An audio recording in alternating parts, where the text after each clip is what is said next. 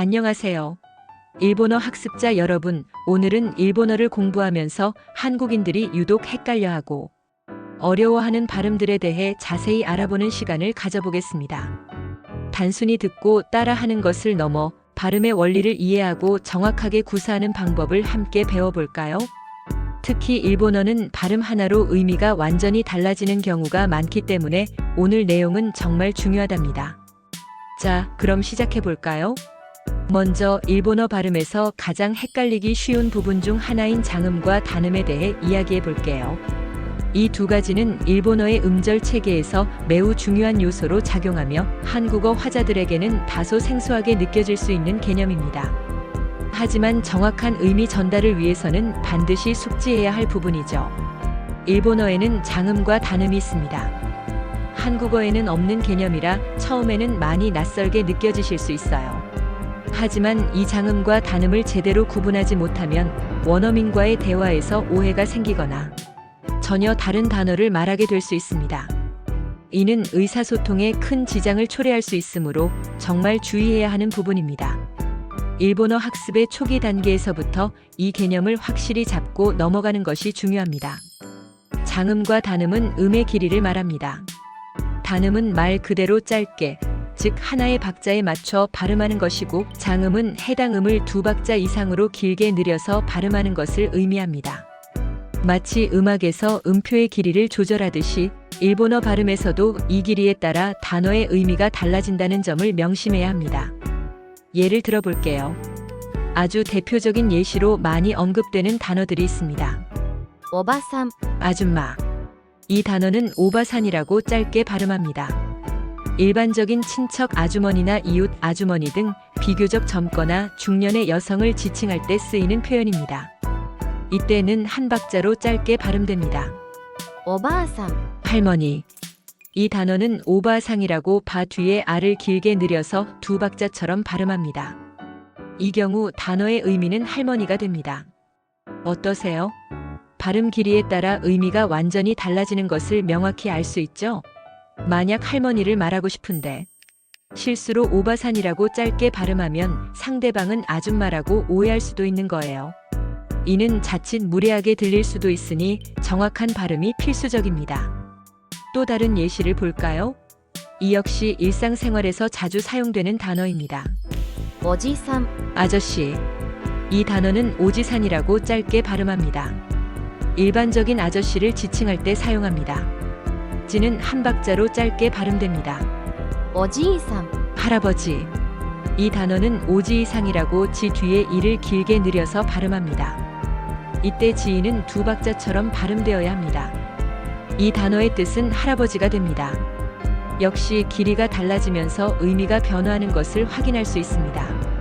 이처럼 장음과 단음은 단순히 발음의 특징을 넘어 의미를 구분하는 중요한 요소임을 꼭 기억해 주세요. 일본어에서 장음을 표기하는 방법은 히라가나와 가타카나가 조금 다릅니다. 이 표기법을 정확히 아는 것도 읽기와 쓰기에 도움이 됩니다. 히라가나에서는 아, 이, 우의 5단에 맞춰 같은 모음을 뒤에 붙여 장음을 나타냅니다. 예를 들어 앞서 살펴본 오바아상은 오바아상처럼 바 뒤에 아를 붙여 표기합니다. 또 다른 예시로 오니이상, 형 오빠은 오니이상처럼 니 뒤에 이를 붙여 표기하고, 코우는 코우처럼 코 뒤에 우를 붙여 표기합니다. 주의할 점은 에단과 5단에서는 장음 표기가 조금 복잡해질 수 있다는 점입니다. 예를 들어 센세의 세에는 A로 표기되지만 발음은 세이가 아닌 세에로 발음합니다. 오키, 크다의 오는 오가 두 번 반복되지만 발음은 오로 한 음처럼 발음됩니다. 이런 불규칙성 때문에 더욱 헷갈리기 쉬우니 개별 단어를 외울 때 발음 규칙을 함께 익히는 것이 중요합니다. 가타카나에서는 장음을 나타낼 때 장음 부호 기호를 사용합니다. 예를 들어 스포츠는 스포츠라고 표기하며 스포츠처럼 뽀를 길게 발음합니다. 외래어의 경우 장음 처리가 많이 되는 편이니 특히 유의해야 합니다. 예를 들어 커피는 코오히로, 컴퓨터는 콤퓨터로 장음이 들어갑니다. 가타카나 단어를 읽을 때는 이 장음 부호를 놓치지 않고 길게 발음하는 연습을 충분히 해야 합니다. 장음과 단음은 입모양이나 혀의 위치를 크게 바꾸지 않고 단순히 발음하는 길이를 조절하는 것이 중요합니다. 마치 노래를 부를 때 음표의 길이를 조절하는 것과 비슷하다고 생각하시면 됩니다. 박자를 맞추듯이 해당 음을 길게 혹은 짧게 발음하는 연습을 해보세요. 평소에 단어를 외울 때 장음인지 단음인지 꼭 확인하고 소리내어 연습하는 습관을 들이는 것이 좋습니다. 그리고 원어민의 음성 자료를 들으면서 그들의 장단음 발음 길이를 최대한 모방하려고 노력해야 합니다. 다음으로 한국인들이 어려워하는 발음은 바로 타금과 반타금입니다. 이 발음들도 일본어의 의미를 정확하게 전달하는데 굉장히 중요한 역할을 하며 한국어에는 없는 독특한 음소입니다. 타금은 일본어 히라가나의 기본음에 탁점을 붙여서 만들어지는 발음입니다. 이 탁점이 붙으면 해당 음의 발음이 좀 더 탁하게 변합니다. 한국어의 된소리나 거센 소리와는 다른 목에서 울림이 느껴지는 유성음입니다. 마치 목소리를 내면서 발음하는 듯한 느낌을 주는 소리라고 생각하시면 이해하기 쉽습니다. 예를 들어볼까요? 아주 기본적인 카나를 통해 설명해 드릴게요. 가, 이것은 카라고 발음합니다. 목에 힘을 빼고 편안하게 발음합니다. 여기에 탁점을 붙이면 라, 가라고 발음합니다. 이때는 목 안에서 성대가 울리는 느낌을 주면서 발음하는 것이 중요합니다. 한국어의 가와는 약간 다르니 주의해야 합니다. 한국어의 가는 무성음이지만 일본어의 가는 유성음입니다. 사, 여기에 탁점을 붙이면 자, 자라고 발음합니다. 특히 이 자행 발음은 한국인이 가장 어려워하는 발음 중 하나입니다. 한국어의 자 발음과 비슷하다고 생각할 수 있지만 일본어의 자는 혀끝을 윗니, 뒤쪽 잇몸에 살짝 대고 마찰을 일으키면서 내는 소리입니다. 혀가 너무 강하게 닿아서 혀가 튀어나오거나 바람 소리가 너무 많이 나지 않도록 주의해야 합니다. 마치 영어의 Z 발음처럼 목을 울리면서 즈에 가깝게 소리내는 것이 더 정확합니다. 다, 여기에 탁점을 붙이면 다라고 발음합니다. 이건 역시 한국어의 다와는 약간 다르게 목에서 울림이 느껴지도록 발음하는 것이 포인트입니다. 한국어의 다는 혀끝이 윗니 뒤에 닿았다가 떨어지면서 나는 소리지만 일본어의 다는 혀가 닿는 위치가 조금 더 안쪽이고 울림이 동반됩니다. 하, 여기에 탁점을 붙이면 바라고 발음합니다. 한국어의 바와 비슷하지만 역시 성대 울림에 더 집중해야 합니다. 이 발음은 한국어의 비읍 발음과 유사하게 들리지만 일본어는 항상 성대가 울리는 유성음으로 발음됩니다. 몇 가지 예시 단어를 통해 타금 발음을 연습해 볼까요? 이 단어들을 통해 실제 문장에서 어떻게 적용되는지 살펴보세요. 가이기, 회의, 카이기라고 발음하며 두 번째 기는 타금입니다. 카이는 짧게, 기는 목을 울려 발음합니다. 라이코크, 외국, 가이코쿠라고 발음하며 첫 번째 가는 타금입니다. 마치 목구멍 안쪽에서 소리가 시작되는 듯한 느낌으로 발음합니다. 가세, 감기, 카제라고 발음하며 제는 타금입니다. 자행 발음의 중요한 예시입니다. 자와 제의 중간 정도의 소리를 목표로 연습해 보세요. 가족, 가족, 카조쿠라고 발음하며 조는 타금입니다. 이 또한 자행 발음의 중요한 예시입니다. 조를 목을 울려 발음해야 합니다. 특히 자, 지, 즈, 제, 조로 이어지는 행.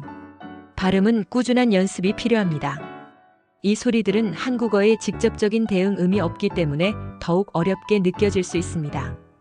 지와 지 그리고 즈와 즈는 표기만 다를 뿐 현대 일본어에서는 거의 같은 소리로 발음됩니다. 따라서 이 둘을 너무 구분하려 애쓰기보다는 지와 즈 소리를 정확하게 내는 데 집중하는 것이 좋습니다. 여러 번 반복해서 소리 내어 보면서 자연스러운 발음을 익혀나가세요. 다음은 반타금입니다. 반타금은 오직 하행에만 붙는 특별한 발음 기호로 작은 동그라미가 붙습니다. 이 반타금이 붙으면 뿌 계열의 파열음 소리가 납니다. 한국어의 뿌 발음과 매우 유사합니다. 여기에 반탁점을 붙이면 빠라고 발음합니다. 한국어의 빠 발음과 유사하게 입술을 닫았다가 터뜨리면서 내는 소리입니다. 강하게 파열하는 느낌으로 발음해야 합니다. 여기에 반탁점을 붙이면 삐라고 발음합니다. 역시 입술을 터뜨리듯이 발음합니다. fu, 여기에 반탁점을 붙이면 fu, fu, 뿌라고 발음합니다. 이 발음은 한국어의 뿌와 거의 동일하다고 볼 수 있습니다. 예시 단어를 통해 반탁음 발음을 연습해 볼까요? 이 단어들은 주로 외래어에서 자주 나타납니다. pam, pam, 빵이라고 발음합니다. 카타카나로 표기된 외래어지만 반탁음 빠가 사용됩니다. 이때 은 비음으로 발음되어야 합니다. piano, piano, 피아노라고 발음합니다. 첫 음절 삐가 반탁음입니다. 입술을 다물었다가 터뜨리면서 삐 소리를 내야 합니다. 스포츠, 스포츠, 스포츠라고 발음합니다. 뽀가 반탁음이며 오는 장음으로 발음됩니다. 쯔 발음도 한국어의 츠보다 좀 더 짧고 경쾌하게 발음하는 것이 중요합니다. 마지막으로 한국인들이 헷갈리기 쉬운 또 다른 발음 팁 몇 가지를 알려드릴게요. 이 미묘한 차이점들을 인지하는 것이 원어민에 가까운 발음을 구사하는 데 큰 도움이 됩니다. 하행 발음입니다. 한국어의 하 발음과 비슷하다고 생각할 수 있지만 일본어의 하행 발음은 한국어의 바비브 베보처럼 목을 울리면서 발음하는 것보다는 좀 더 부드럽고 약하게 발음하는 경향이 있습니다. 마치 입김을 내뱉듯이 흐 소리에 가깝게 발음하는 것이 자연스럽습니다. 특히 단어 중간이나 끝에 올 때는 더욱 그렇습니다. 그리고 우 발음입니다. 일본어의 우 발음은 한국어의 우와 완전히 같지 않은 경우가 많습니다. 특히 일부 단어에서는 으와 우의 중간 소리처럼 들리기도 합니다. 예를 들어 쯔즈케루 계속하다를 발음할 때 쯔즈케루라고 하는데 즈 뒤에 케 발음이 한국어의 으처럼 들릴 수 있지만 사실은 우에 가깝게 입술을 살짝 앞으로 내밀어 발음하는 것이 더 자연스럽습니다. 입술을 너무 동그랗게 모으기보다는 편안하게 펴는 듯한 느낌으로 으와 우의 중간 소리를 찾아보세요. 원어민의 발음을 많이 듣고 따라하면서 미묘한 차이를 익히는 것이 중요합니다. 이 외에도 응 발음 역시 한국어의 니은, 미음, 이응 발음과 유사하게 들리지만 뒤에 오는 자음에 따라 발음이 미묘하게 달라지므로 이 부분도 집중해서 연습해야 합니다. 오늘 우리는 한국인들이 많이 틀리는 일본어 발음들, 특히 장음, 단음, 타금, 반타금에 대해 자세히 알아보았습니다. 이 발음들은 일본어 회화의 정확도를 높이고 원어민과의 자연스러운 소통을 돕는 데 필수적인 요소입니다. 단순히 지식으로 아는 것을 넘어 실제로 입으로 소리내어 연습하는 것이 가장 중요합니다. 장음과 단음은 음의 길이에 따라 의미가 달라지므로 단어를 외울 때부터 정확한 길이를 함께 기억하고 연습하는 습관을 들이세요. 오바산과 오바아상처럼 전혀 다른 의미를 가질 수 있다는 점을 항상 염두에 두시고요. 새로운 단어를 배울 때마다 장단음 표기를 유심히 보고 소리내어 반복하면서 그 차이를 몸으로 익히는 것이 효과적입니다. 휴대폰 녹음 기능을 활용하여 자신의 발음을 녹음하고 원어민의 발음과 비교해 보는 것도 좋은 학습 방법입니다. 타금과 반타금은 목에서 나오는 울림의 정도와 입모양의 변화를 통해 소리가 달라집니다. 특히 자행 발음은 꾸준히 연습하여 자연스러운 소리를 익히는 것이 중요합니다. 예시 단어들을 반복해서 듣고 소리내어 따라하면서 거울을 보면서 입모양과 혀의 위치를 확인하는 것도 도움이 될 수 있습니다. 이러한 발음 연습은 단기간에 완성되기 어렵습니다. 꾸준히 듣고 따라하고 또 교정하는 과정을 반복해야 합니다.